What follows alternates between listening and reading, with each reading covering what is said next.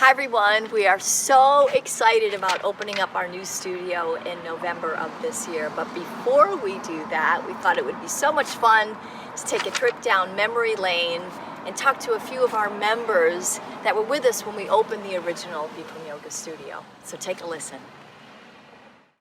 One of my favorite memories is our first yoga date. I totally threw up in the middle of class. I was so nervous. I was so nervous. Nervous for the yoga or nervous with Nancy? Nervous for Nancy. With Nancy, I was totally nervous with Nancy. It was, and I'd been going for maybe a few weeks already, and but our first date together was here. I threw up. It was early in the class too. Not in the studio. I made it to the bathroom barely, just in time. But still, it was like the walk of shame going back into the studio while in the middle of the class, and this girl I'm trying to impress. It was like, it's obviously she noticed that. So that's funny. Yeah. Well, obviously she loves you. Yeah. Together. And the rest is history. Didn't really happen. In fact, yeah. I'm a sucker for a guy who gets sick. Yeah. Right. I remember one of the classes where Chris, the office manager, was right next to me, and probably he was taking it a little bit easy and I was pushing myself. And then he got a whiff of like I was pushing myself, and he got really competitive almost. And it was funny because he's so much better than I was. And we sort of took on the challenge. We smiled from the corner of our eye, acknowledging each other. But it was probably the only time I've had a competitive class, if you will. I remember that quite well in the studio. I remember Michael Harris was visiting and he was teaching, and the class was full. As it is, we had a really tiny podium there, really tiny, just enough to stand. And the class was so full, our mats were literally touching, not just touching, they were literally touching, and we got rid of the podium because you could take it off. Right. And he's just standing at one corner, and it was probably more than 2 hours class, but it was awesome. One of the memories of the studio is that 5:30 a.m. class starting. It only started a couple days a week, and we kept begging you for Monday through Friday, And Anna was always our teacher, and you were hesitant to do it every morning, and we just kept begging you, please, every day.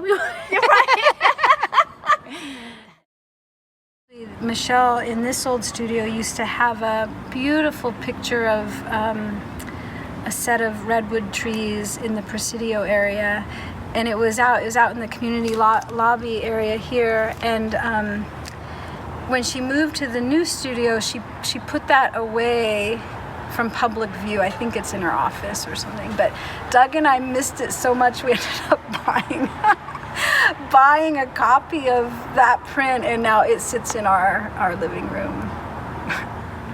Yeah. Of course, like the bathrooms. I hate to think about the bathrooms, but oh man, the bathrooms here where there was just like a little drape because you were literally getting changed in the doorway. And so this little drape to keep some privacy, and I don't know, just the stuff that we had to, it's just the beginning. And so all the stuff getting ironed out and being part of that, the beauty of that. Yeah. One of the funniest memories I have from the old studio is when I was doing work trade. And at the time we used to have to wash the towels, and the washing machine was broken. So I had to find a shopping cart, and we're fortunate that we have shopping carts in the back. And I loaded up all the dirty towels because there used to be a laundromat right across the street, thank goodness.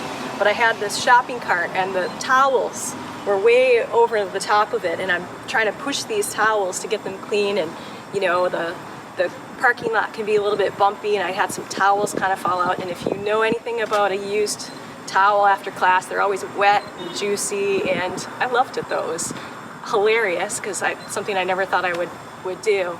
And also you just realize, like, at the time how many people came to this little studio and got their great yoga class in.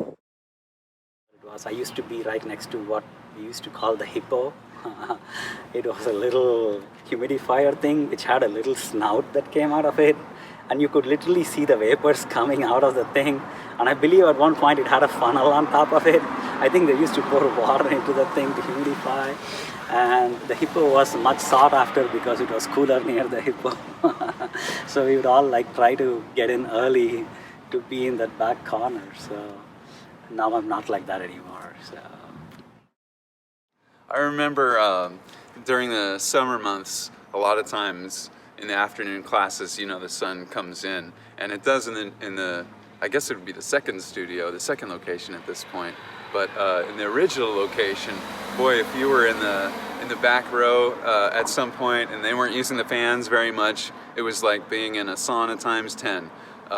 So that was one of the original experiences that if you were really gung-ho to get a hot class, you could kind of go in the afternoon and go in the back somewhere where you knew you were just going to get, you know, magnified by the sun there through the glass and everything. So what a great memory, thinking back to those times and being brave enough to get in the back row in order to get that class.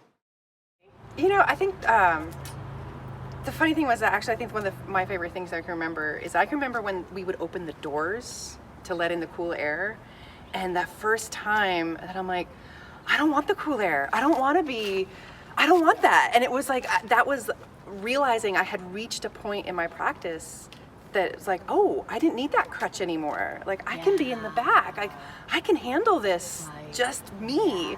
And that was really kind of empowering to know that I don't need that door anymore. So. I didn't get to that point until the second studio. Yeah. It took me a lot longer to get there. Well, one of my special memories is that I brought my 82-year-old mother a few times to practice, and so that was a really special time and a special experience to have with her. And also I brought my older daughter. She took her first yoga class here, and she's now a yoga instructor. So experiencing that with her was also very special. Well, Chris, that's what sticks out in the original studio. He was always behind the desk, always greeting people. He would say, "How are you doing, Tony?" And I would say, "I'm fabulous." So he started calling me Fabulous. I'd walk in and he'd go, "Hi, Fabulous, how are you doing?" That's my memory of the old studio. That and the camaraderie, which we've duplicated in this studio.